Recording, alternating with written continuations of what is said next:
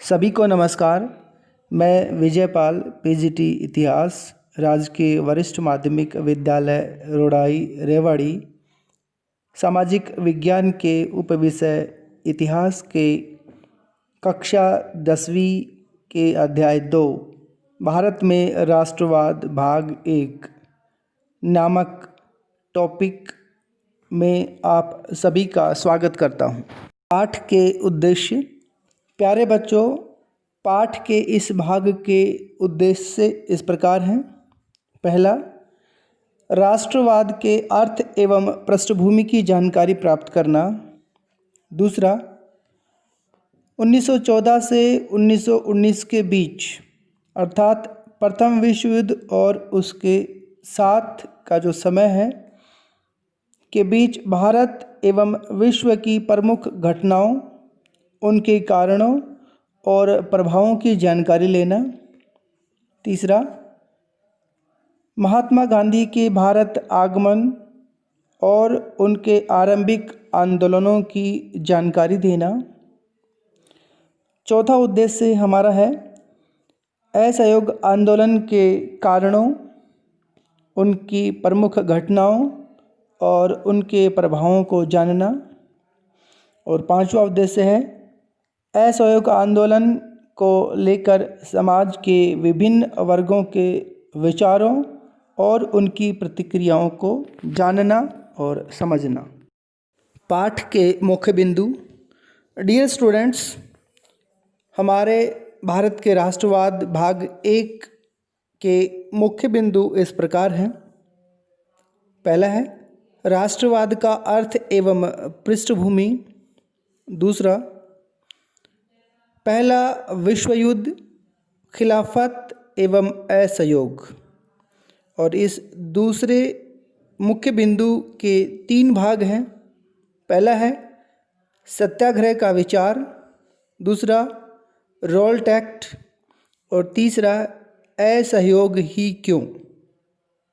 हमारा तीसरा मुख्य बिंदु है आंदोलन के भीतर अलग अलग धाराएं। और इस तीसरे मुख्य बिंदु के भी 3 भाग हैं। पहला है शहरों में आंदोलन, दूसरा है ग्रामीण इलाकों में विद्रोह और तीसरा बागानों में स्वराज। तो हमारे इस भाग 1 के 3 मुख्य बिंदु हैं। राष्ट्रवाद का अर्थ एवं पृष्ठभूमि, पहला विश्व युद्ध, खिलाफत एवं असहयोग और तीसरा है आंदोलन के भीतर अलग अलग धाराएं। राष्ट्रवाद का अर्थ एवं पृष्ठभूमि। प्यारे बच्चों, हमारे भाग 1 के इस मुख्य बिंदु में हमें यह देखना है कि राष्ट्रवाद का अर्थ क्या होता है और इसकी शुरुआत कहाँ होती है और किस प्रकार भारत में राष्ट्रवाद की भावना का विकास होता है। राष्ट्रवाद शब्द 2 शब्दों से मिलकर बना है, राष्ट्र और वाद। राष्ट्र का मतलब होता है देश, कंट्री, और वाद का अर्थ होता है विचार, अर्थात देश के प्रति विचार या देश के प्रति भावना। जैसा कि आप लोग जानते हैं, यूरोप में आधुनिक राष्ट्रवाद के साथ ही राष्ट्र राज्यों का उदय हुआ था। राष्ट्र राज्यों का मतलब, जैसे प्राचीन काल में आप लोग जानते हैं कि राज्य, साम्राज्य या भारत की बात करते हैं तो जनपद, महाजनपद, साम्राज्य, इस तरह से लोगों का एक पहचान होती थी और राजाओं के अनुसार उन राज्यों, साम्राज्यों की सीमाएं बदलती रहती थी। लेकिन आधुनिक राष्ट्र का विचार या राष्ट्र राज्यों का विचार यूरोप में आधुनिक राष्ट्रवाद के साथ ही शुरू होता है। इससे लोगों की अपने बारे में समझ बदलने लगी कि वे कौन हैं, उनकी पहचान किस बात से परिभाषित होती है, यह भावना बदल गई। उनमें राष्ट्र के प्रति लगाव का भाव पैदा होने लगा। नए प्रतीकों और चिन्हों ने, नए गीतों और विचारों ने नए संपर्क स्थापित किए और समुदाय की सीमाओं को दोबारा परिभाषित कर दिया। ज़्यादातर देशों में इस नई राष्ट्रीय पहचान का निर्माण एक लंबी प्रक्रिया के द्वारा हुआ है। उदाहरण के लिए फ्रांस की क्रांति, अमेरिकी क्रांति, रूस की क्रांति या इंग्लैंड में एक लंबा दौर, अर्थात हर देश में राष्ट्रवाद का अपना एक प्रोसेस रहा है। आइए देखें कि हमारे देश में यह चेतना या भावना किस प्रकार पैदा हुई। अनेक दूसरे उपनिवेशों की तरह ही भारत में भी आधुनिक राष्ट्रवाद के उदय की घटना उपनिवेशवाद विरोधी आंदोलन के साथ गहरे तौर पर जुड़ी हुई थी। औपनिवेशिक शासकों के खिलाफ संघर्ष के दौरान लोग आपसी एकता को पहचानने लगे थे, क्योंकि औपनिवेशिक शासन का उत्पीड़न और दमन सभी समूहों को आपस में बांध रहा था। लेकिन हर वर्ग और समूह पे उपनिवेशवाद का असर एक जैसा नहीं था। उनके अनुभव भी अलग अलग थे और स्वतंत्रता के मायने भी अलग अलग थे। लेकिन महात्मा गांधी के नेतृत्व में कांग्रेस ने इन सभी समूहों को इकट्ठा करके एक विशाल आंदोलन खड़ा किया था और इसी सामूहिक आंदोलन ने भारत में राष्ट्रवाद की चेतना को पैदा किया। पहला विश्व युद्ध, खिलाफत और असहयोग। प्यारे बच्चों, इस मुख्य बिंदु के दूसरे भाग में हमें प्रथम विश्व युद्ध से लेकर के असहयोग आंदोलन के समाप्त होने तक की प्रमुख घटनाओं के बारे में जानकारी प्राप्त करनी है, जिसमें हमें प्रथम विश्व युद्ध के दौरान और उसके बाद भारत पर क्या प्रभाव पड़े इसको जानना है। महात्मा गांधी के दक्षिण अफ्रीका के आगमन के बाद आरंभिक उनके आंदोलनों को समझना है। खिलाफत आंदोलन और असहयोग आंदोलन किन कारणों से शुरू होता है और किस प्रकार का उन पर प्रभाव रहता है, इन सभी को विस्तार पूर्वक समझना है। प्रथम विश्व युद्ध के कारण भारत के रक्षा व्यय में या खर्च में भारी इजाफा हो गया था। इस खर्चे की भरपाई के लिए बहुत ज़्यादा भारत सरकार के द्वारा, अर्थात उस समय की ब्रिटिश सरकार के द्वारा कर्जे लिए गए और अंततः उन कर्जों का भार करों के रूप में लोगों पर डाल दिया गया। सीमा शुल्क बढ़ा दिया गया, आयकर शुरू कर दिया गया।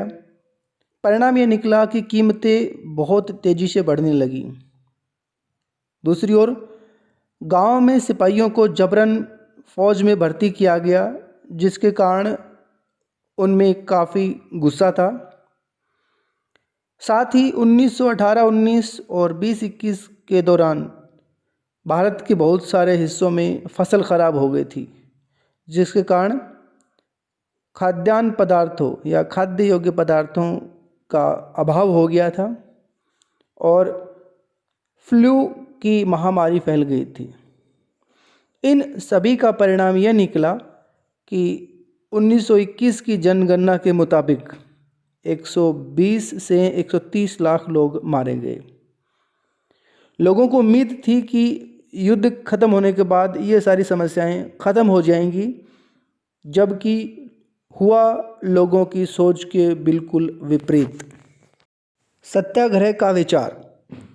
इस बिंदु का दूसरा भाग है सत्याग्रह का विचार, अर्थात सत्य पर आधारित या सत्य पे डटे रहने का विचार।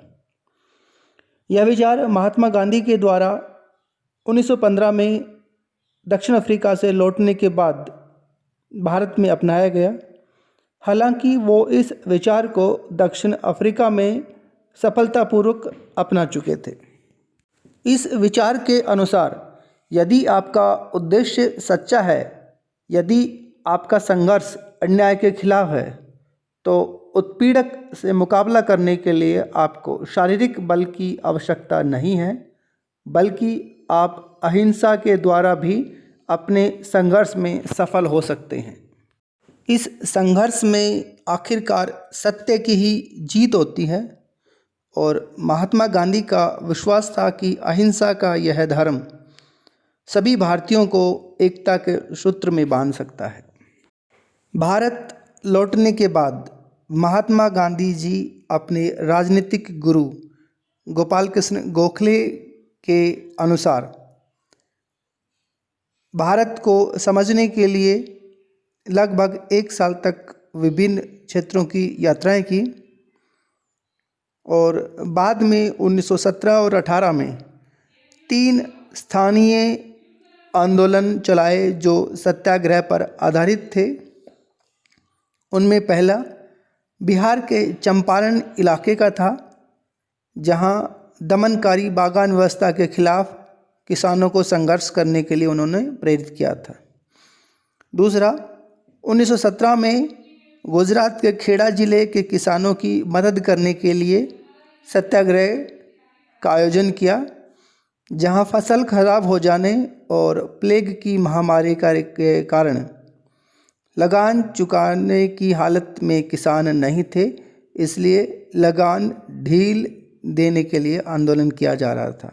और तीसरा, गुजरात के ही अहमदाबाद क्षेत्र में है, जो सूती कपड़ा कारखानों के मजदूरों की समस्याओं से संबंधित था।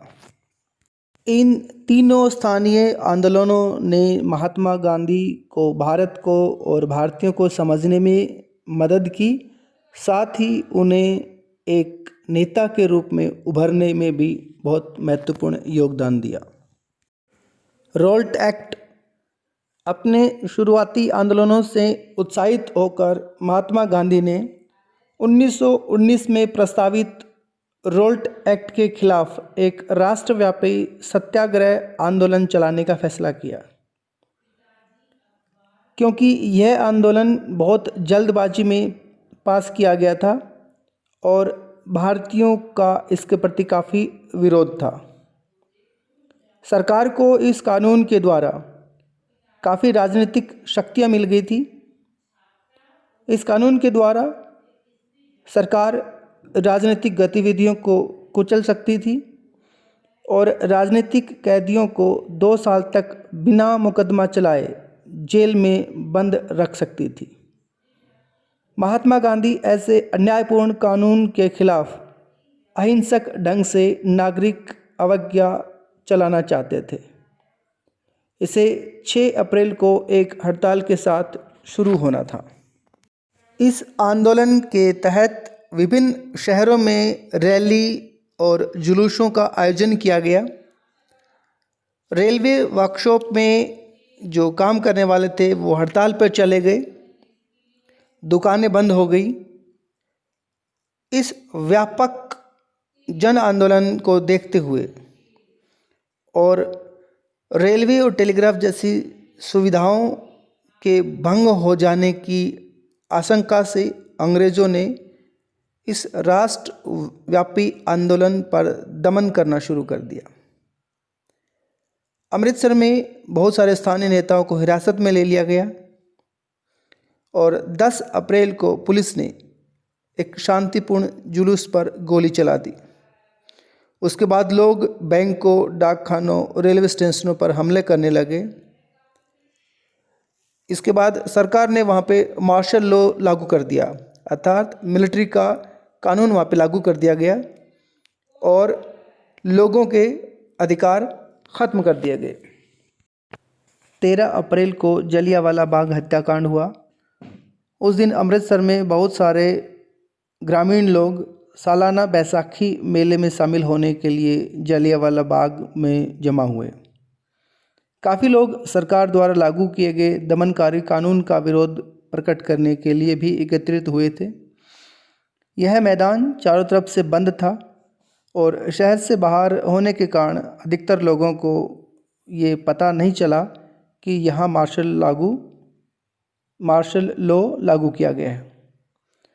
जनरल डायर हथियारबंद सैनिकों के साथ वहाँ पे पहुँचा और जाते ही मैदान के बाहर निकलने के सारे रास्ते बंद कर दिए और सिपाहियों ने भीड़ पर अंधाधुंध गोलियां चला दी, जिसमें सैकड़ों लोग मारे गए। इस घटना ने लोगों में भय और गुस्से का माहौल पैदा कर दिया।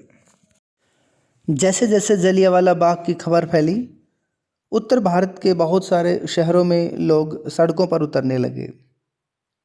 हड़तालें होने लगी, लोग पुलिस से मोर्चा लेने लगे और सरकारी इमारतों पर हमला करने लगे।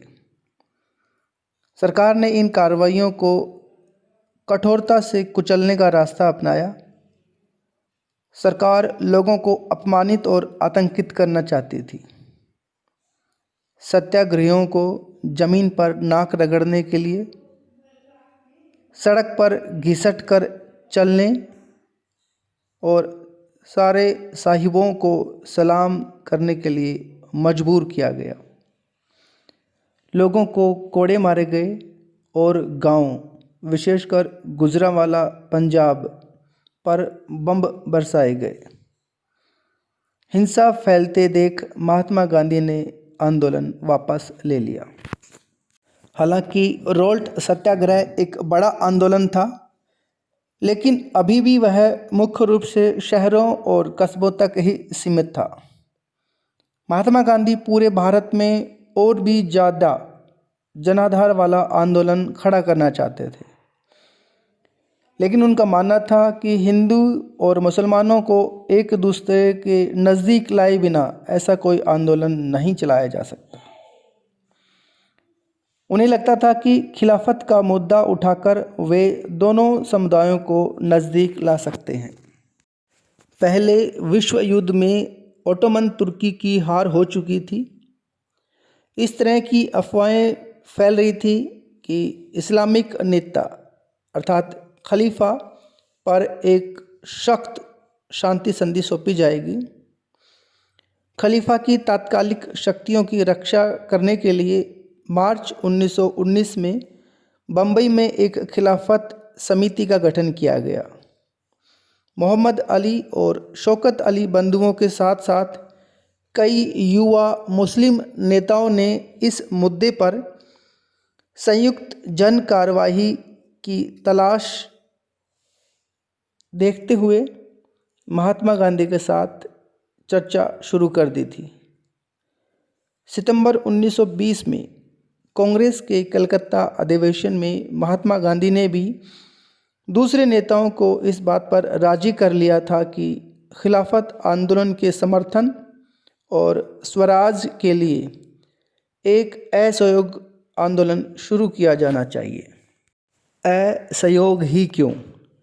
डियर स्टूडेंट्स, यह हमारे इस दूसरे बिंदु का तीसरा भाग है, जिसमें हमें देखना है कि असहयोग आंदोलन ही क्यों शुरू किया गया। महात्मा गांधी ने अपनी प्रसिद्ध पुस्तक हिंद स्वराज, जो उन्होंने 1909 में लिखी थी, में कहा था कि भारत में ब्रिटिश शासन भारतीयों के सहयोग से ही स्थापित हुआ था और उनके सहयोग से ही चल रहा था। अगर भारत के लोग अपना सहयोग वापस ले लें तो साल भर के भीतर ही ब्रिटिश शासन खत्म हो जाएगा और भारत में स्वराज की स्थापना हो जाएगी। प्रश्न यह है कि असहयोग का विचार आंदोलन कैसे बन सकता था? महात्मा गांधी का सुझाव था कि यह आंदोलन चरणबद्ध तरीके से आगे बढ़ना चाहिए। सबसे पहले लोगों को सरकार द्वारा दी गई पदवियां लौटा देनी चाहिए और सरकारी नौकरियों, सेना, पुलिस, अदालतों, विधायी परिषदों, स्कूलों और विदेशी वस्तुओं का बहिष्कार करना चाहिए। अगर सरकार दमन का रास्ता अपनाती है तो व्यापक सविनय अवज्ञा अभियान भी शुरू किया जाए। 1920 की गर्मियों में गांधी जी और शौकत अली ने आंदोलन के समर्थन जुटाने के लिए देश भर में यात्राएं की। हालांकि बहुत सारे कांग्रेस के लोग इन प्रस्तावों पर शंकित या आशंकित थे, क्योंकि वे नवंबर 1920 में होने वाले विधायी परिषदों के चुनावों का बहिष्कार नहीं करना चाह रहे थे। उन्हें भय था कि इस आंदोलन में लोग हिंसा कर सकते हैं। परिणाम स्वरूप सितंबर से दिसंबर तक कांग्रेस में भारी खींचतान चलती रही। कुछ समय के लिए ऐसा लगा था कि आंदोलन के समर्थकों और विरोधियों के बीच सहमति नहीं बन पाएगी, लेकिन आखिरकार दिसंबर 1920 में कांग्रेस के नागपुर अधिवेशन में एक समझौता हुआ और असहयोग कार्यक्रम पर स्वीकृति की मोहर लगा दी गई। आंदोलन के भीतर अलग अलग धाराएं। डियर स्टूडेंट्स, यह हमारे इस भाग का तीसरा बिंदु है, जिसमें हमें यह देखना है कि असहयोग और खिलाफत आंदोलन जो जनवरी 1921 में शुरू हुए थे को लेकर समाज के अलग अलग वर्गों जैसे गांवों, शहरों और बागानों के लोगों के विचार किस प्रकार के थे। शहरों में आंदोलन। प्यारे बच्चों, आइए देखते हैं कि शहरों में यह आंदोलन किस प्रकार रहा। आंदोलन की शुरुआत शहरी मध्यम वर्ग की हिस्सेदारी के साथ हुई थी। हजारों विद्यार्थियों ने स्कूल कॉलेज छोड़ दिए, शिक्षकों ने इस्तीफे दिए, वकीलों ने मुकदमे लड़ना बंद कर दिया। मद्रास को छोड़कर ज़्यादातर प्रांतों में परिषद चुनाव का बहिष्कार किया गया। मद्रास में गैर ब्राह्मणों द्वारा बनाई गई जस्टिस पार्टी का मानना था कि काउंसिल में प्रवेश के जरिए उन्हें वे अधिकार मिल सकते हैं जो सामान्य रूप से केवल ब्राह्मणों को मिल पाते हैं। इसलिए इस पार्टी ने चुनाव का बहिष्कार नहीं किया। आर्थिक मोर्चे पर असहयोग का असर और भी ज़्यादा रहा। विदेशी सामानों का बहिष्कार किया गया। शराब की दुकानों की पिकेटिंग की गई। पिकेटिंग प्रदर्शन या विरोध का एक ऐसा तरीका होता है जिसमें लोग किसी दुकान, फैक्ट्री या दफ्तर के भीतर जाने का रास्ता रोक लेते हैं। और विदेशी कपड़ों की होली जलाई गई। 1921 और 22 के बीच विदेशी कपड़ों का आयात घटकर आधा रह गया, जिसकी कीमत 102 करोड़ से घटकर 57 करोड़ रह गई थी। बहुत सारे स्थानों पर व्यापारियों ने विदेशी चीज़ों का व्यापार करने या विदेशी व्यापार में पैसा लगाने से इनकार कर दिया। जब बहिष्कार आंदोलन फैला और लोग आयातित कपड़ों को छोड़कर केवल भारतीय कपड़े पहनने लगे, तो भारतीय कपड़ा मिलों और हथकरघों का उत्पादन भी बढ़ने लगा। लेकिन कुछ समय बाद शहरों में यह आंदोलन धीमा पड़ने लगा। इसके कई कारण थे, जैसे खादी का कपड़ा मिलों में बनने वाले कपड़े के मुकाबले महंगा होता था और गरीब आदमी इस खादी के कपड़े को नहीं खरीद सकता था। तो ऐसे में वो मिलों के बने कपड़े का लंबे समय तक बहिष्कार कैसे कर सकते थे।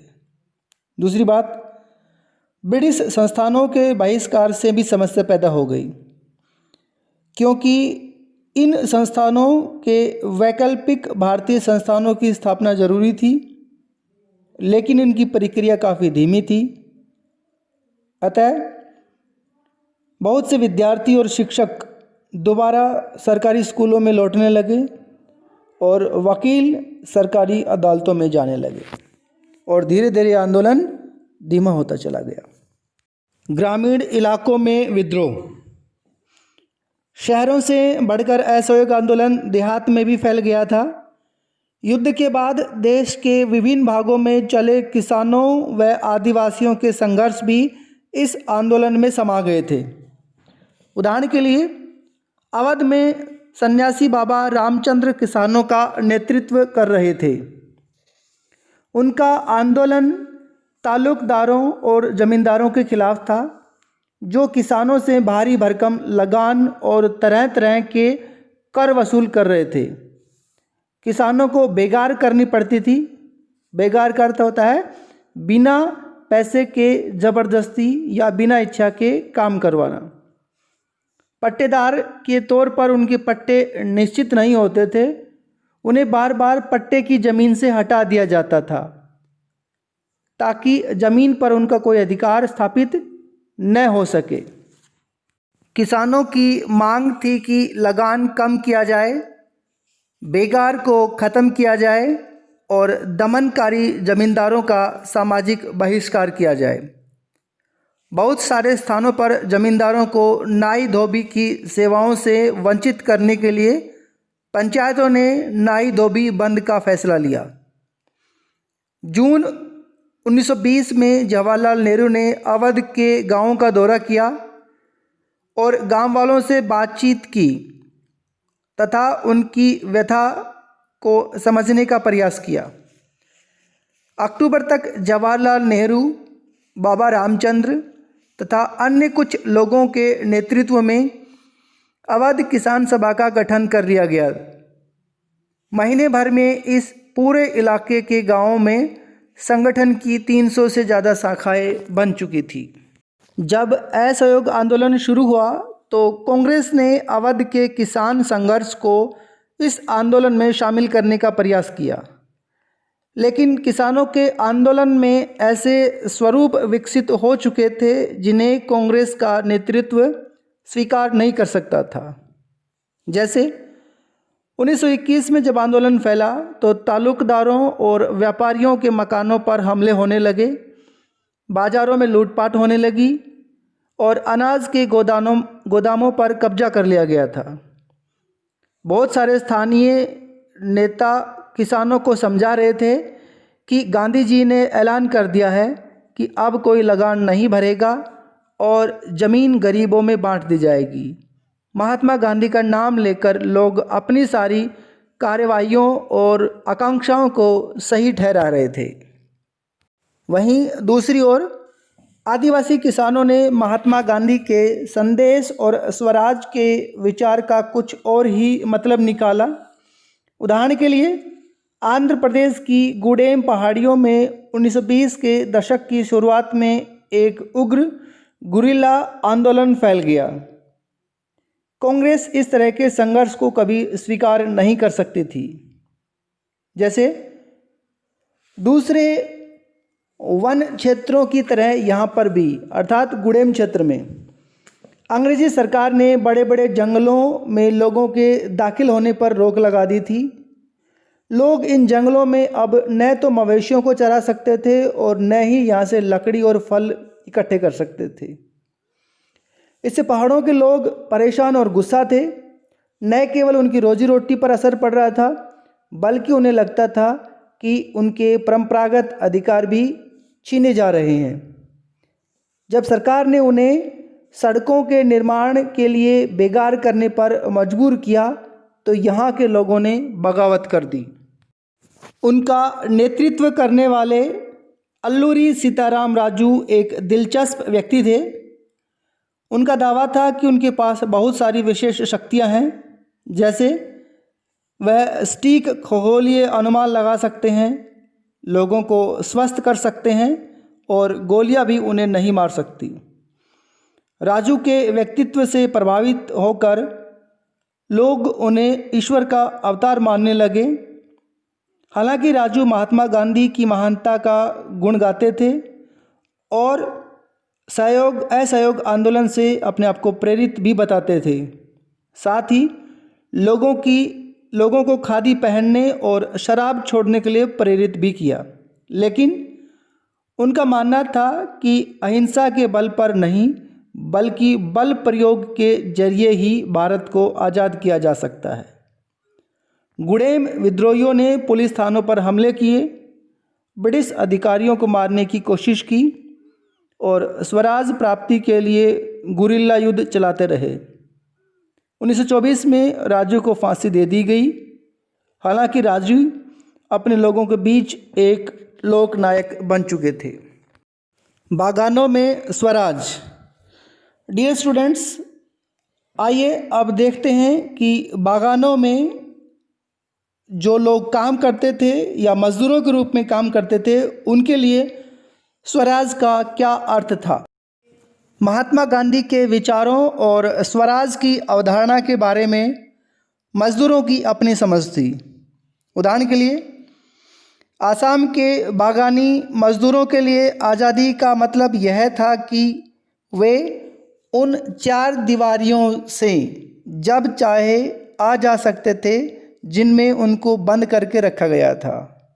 उनके लिए आज़ादी का मतलब था कि वे अपने गांवों से संपर्क रख पाएंगे। हालांकि इससे पहले 1859 के इनलैंड इमिग्रेशन एक्ट के तहत बागानों में काम करने वाले मजदूरों को बिना इजाज़त बागान से बाहर जाने की छूट नहीं होती थी और यह इजाज़त उन्हें विरले ही कभी मिलती थी।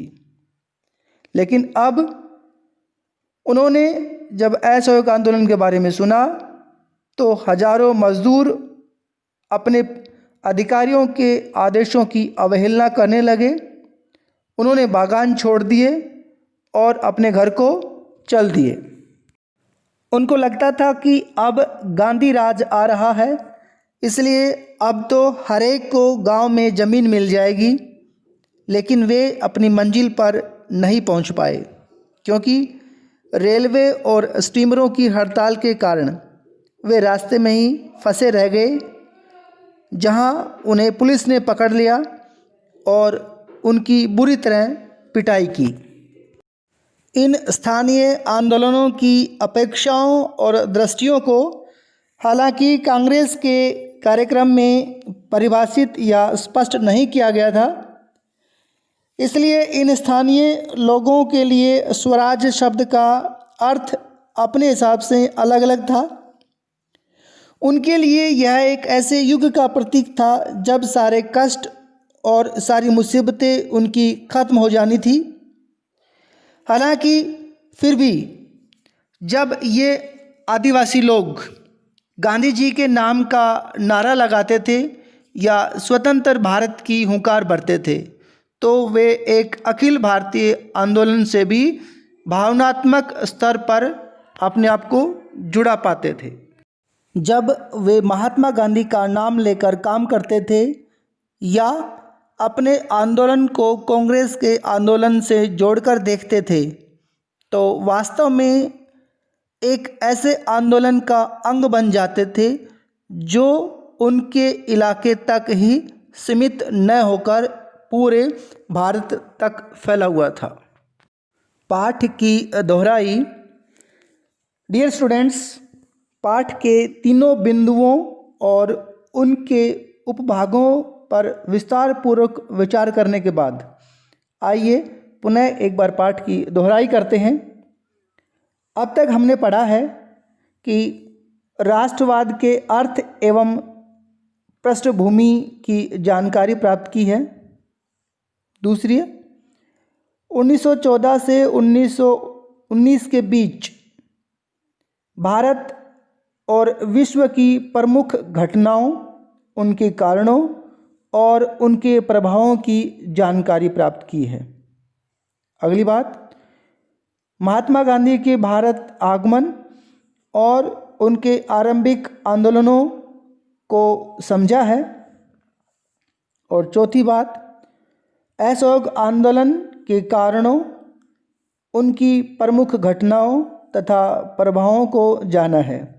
और अंतिम, असहयोग आंदोलन को लेकर समाज के विभिन्न वर्गों के विचारों और उनकी प्रतिक्रियाओं को समझा है। गृह कार्य या होमवर्क।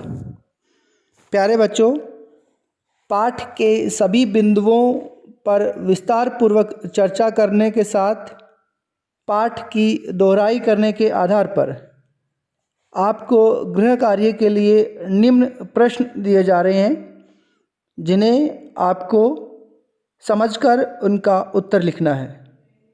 पहला प्रश्न है, राष्ट्रवाद का अर्थ और उसकी पृष्ठभूमि को भारत के संदर्भ में स्पष्ट करें।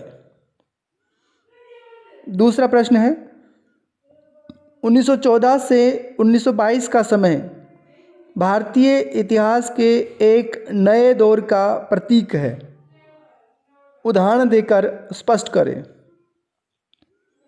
तीसरा प्रश्न है, दक्षिण अफ्रीका के अनुभवों और भारत के स्थानीय आंदोलनों ने महात्मा गांधी को एक व्यापक राष्ट्रीय आंदोलन के लिए तैयार कर दिया था, कैसे?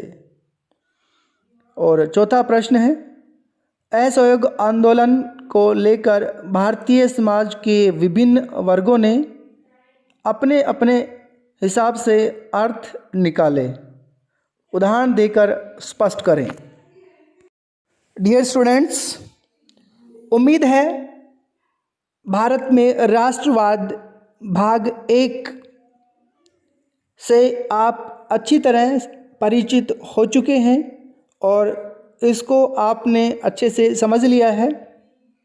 अगर किसी प्रकार की कोई दिक्कत है तो इस वीडियो को ध्यान से सुने, पढ़ें और इन प्रश्नों को अपने शब्दों में हल करने का प्रयास करें।